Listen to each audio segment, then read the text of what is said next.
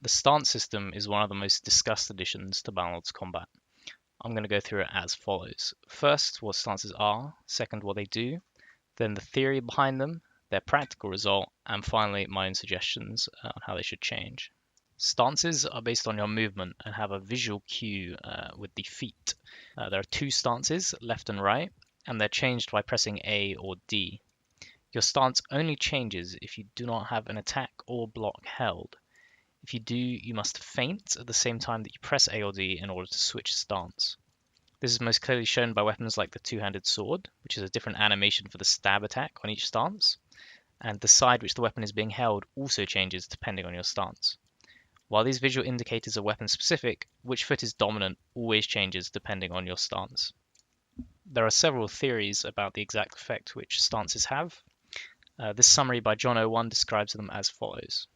The Bannerlord's stance system affects the speed and range of swings depending on which stance you're in, something that is difficult for the player to control when they're in the heat of very intense combat. This obviously creates inconsistency in the combat mechanics and makes it near impossible to fully master distance and timing, because distance and timing are now subject to a degree of randomness. Ignoring his discussion of the bad aspects of stances, which is something I'll come to later on, he states that stances affect the speed and range of your swing depending on which stance you are in. However, there are different theories about other effects which stances may have. Caps says the following. If you are in the left stance and block, you get stunned longer as the defender. Otherwise, it works just like the warband system, just as a way to mirror it, which sounds good on paper. The idea that stances affect stun times on the defender does seem to be true, at least to me.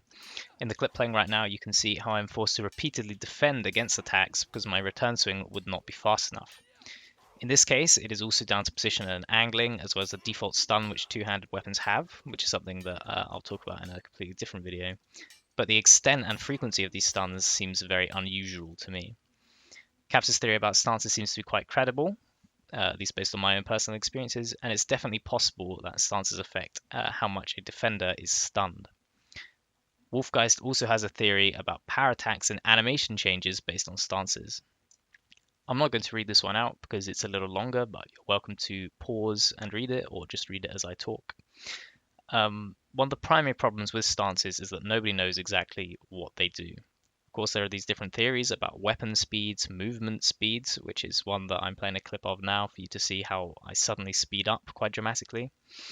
And of course, there are these theories about stuns and animations and power attacks and so on, and nobody really actually knows, but I'm going to presume that all of these are true because there is quite a bit of evidence for them. In theory, stances add an additional dimension of complexity to the combat. You can maximize the efficiency of your playstyle by utilizing the stance system correctly to get additional bonuses. These bonuses might be faster attacks or more range by matching your stance with your attack. They might be movement bonuses or getting extra stuns on your opponent. The theory is that it adds another layer of depth which players can master to gain extra bonuses over a player who is not using stances correctly. While the theory is relatively solid in terms of the motivation and reasoning behind it, the practical result of the stance system is very far from the theory. I asked Pacemaker, the winner of the most recent duel tournament in EU, whether he uses the stance system as he plays, and his answer was, and this is a quote, "Not really." Now, it would be disingenuous of me to claim that Telward's expectation was for players to solely consciously use the stance system, or to say that Pacemaker is not subconsciously applying it, because that would be inaccurate. Telward clearly intended that players would subconsciously master it and apply it on a subconscious level, which it is likely players like Pacemaker do to some extent. This theory is potentially solid when it comes to duel, as a player with thousands of hours could probably consistently subconsciously apply the stance system and could even potentially learn to recognize their opponent's stance. However, it falls apart when combat is scaled up beyond duel. In a group fight, whether it involves infantry only or other classes, the stance system becomes an RNG factor. It is simply not possible to track the stances of multiple players in a group fight. Nor is it really possible to track your own stance when you're being forced to move in various different directions based on cav, archers, or the location of the fight. You simply cannot control it in these cases, nor do you have any chance of recognizing the stances of the players around you. Because you cannot track stances in these circumstances, its role changes to that of an RNG factor. Players sometimes randomly speed up because of the stances, or randomly attack faster, or even randomly apply stuns for longer. You simply cannot tell in a group situation. This causes stances to decay from what is theoretically an extra level of mastery for players to simply an RNG factor which damages the quality of group combat. My primary suggestion for the stance system is to remove it entirely. Now, that doesn't necessarily mean the aesthetic aspect, which is the dominant foot changing. It's an aesthetically pleasing element, and even animation changes, like with the two-handed sword, could work as a much more minor implementation of stances. However, their current impact is horrible for group combat, and I genuinely do not see a way in which it could be fixed. There are suggestions on the forums that stances should or could be made a manual thing, such as this post by Turco. In this post, he suggests that the X key could be used, similar to the function it has in Warband, to change a player's stance manually at their will. He also ran a poll on his thread, which, while only receiving 80 votes, made clear the general dislike of stances among users, with only 22.5% of people saying they like stances as they are now. While I agree that the ability to manually switch stances could potentially be an improvement, or at the very least an interesting avenue to explore, I still maintain that the game would be better off without stances at all.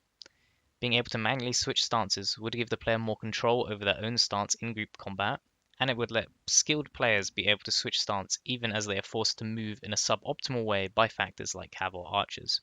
But there would still be the RNG element that you cannot tell which stance your opponents are in. They would still appear to randomly speed up because you are unable to track their stance. In my opinion, the game would be better off without stances at all, or at least with them having a dramatically reduced impact and with the ability to be able to manually switch stances. I hope this was informative about the stance system and my opinion on it. Do not presume that the forum users I quoted agree with me on everything I said. I'm very sure that some of them do disagree with some of the points I've made in this video, and I've even seen that in some of their other posts, that they don't agree with everything I've said. Beyond that, I am grateful for their contribution to the discussion. It's always productive and enjoyable to read through well-made posts and suggestions. I hope Tailworlds take on board the feedback from this video and from the forums about the stance system and either dramatically reform it or remove it altogether.